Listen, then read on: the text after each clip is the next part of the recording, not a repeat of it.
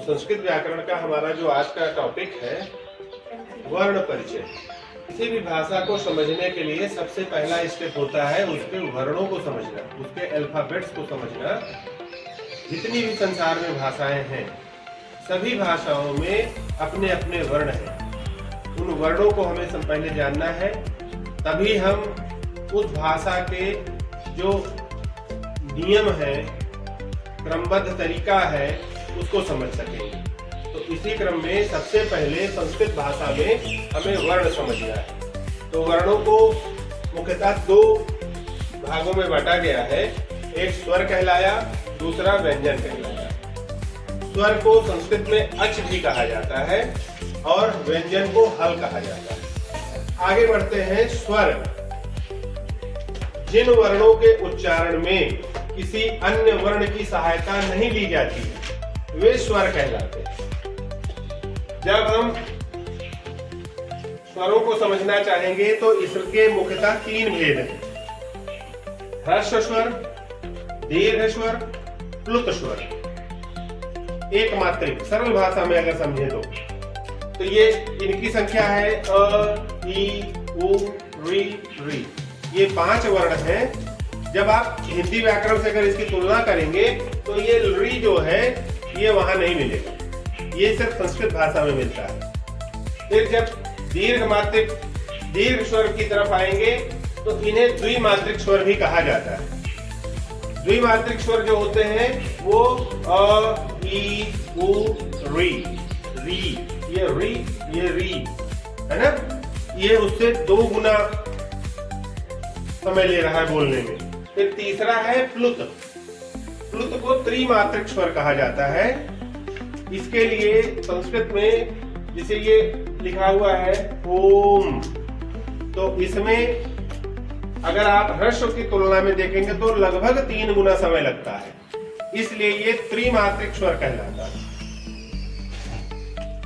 फिर वर्ण का दूसरा स्वरूप है व्यंजन का।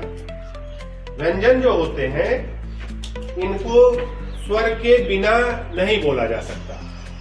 हाँ, 4 वर्ग व्यंजन ऐसे हैं जिनमें स्वर नहीं लगता बल्कि 2 व्यंजन लगते हैं। तो ऐसे व्यंजनों को संयुक्त व्यंजन या संयुक्त अक्षर कहा जाता है। जब हम वर्णमाला के क्रम को बढ़ाते हैं क से लेकर के क, ख, ग, घ, अंगा, ये क वर्ग कहलाया। च, छ, ज, झ, इया, च वर्ग जो पहला वर्ण है उसी पर ये पूरा वर्ग बना हुआ है।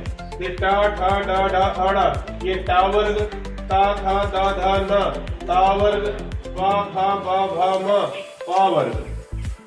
तो ये पांच का ये जो समूह है ये पूरे वर्ग को ये बता रहे हैं। क वर्ग, च वर्ग, ट वर्ग, त वर्ग और प वर्ग।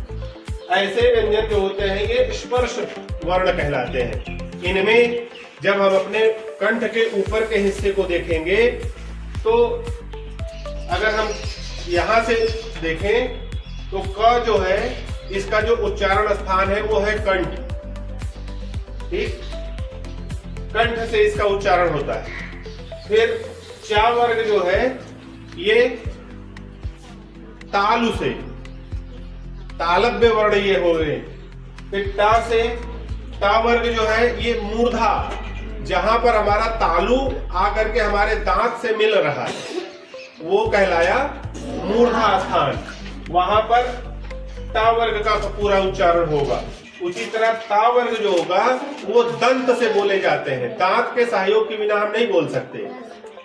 और प वर्ग जो होता है ये होस्ट, हमारे जो होठ है ये इनका उच्चारण स्थान ये है। फिर या, रा, ला और वा, इन 4 वर्णों को अंतस्थ वर्ण कहा जाता है। इसी तरह श, ख, सा, ह ये ऊष्म वर्ण कहलाते हैं। इनको बोलने में हमारे मुख से ज्यादा गर्मी निकलती है, इसलिए इसको ऊष्म वर्ण कहा गया है। और छ, जिसको हम क्षत्रिय वाला छ पढ़ते आए हैं बचपन से, उसमें क और श, खटकोड़ वाला श, ये दोनों मिलते हैं तब ये श बनता है। फिर इसी तरह त्र में त और र मिलते हैं, या में ज और इया मिलते हैं, स्रा में श और रा मिलते हैं। तो इस तरह से ये हमारे सभी वर्ण व्यंजन कहलाते हैं। ये पांचों स्पर्श वर्ण हुए। कहाँ कहाँ स्पर्श होती है हमारी जिह्वा, जीभ, उस पर निर्धारित होता है इनका उच्चारण स्थान।